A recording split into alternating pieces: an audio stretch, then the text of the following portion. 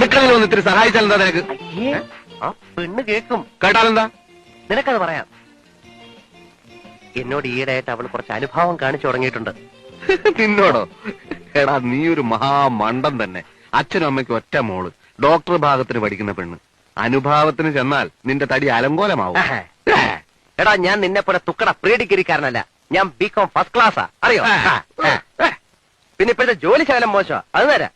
പക്ഷേ ഞാൻ കാണാൻ നിന്നെ പോലല്ല, കുറച്ചുകൂടെ സുന്ദരനാണ്. അവളുടെ അച്ഛനോട് പറയും എനിക്ക് ഇയാളെ തന്നെ മതിയെന്ന്. അവള് ജയിച്ചു കഴിയുമ്പം ഞങ്ങൾ മനോഹരമായ ഒരു നേഴ്സിംഗ് ഹോം കിട്ടും. പിന്നെ ഞാൻ ഒരു വിലസും ഞാനായിരിക്കും അതിന്റെ നടത്തിപ്പുകാരൻ.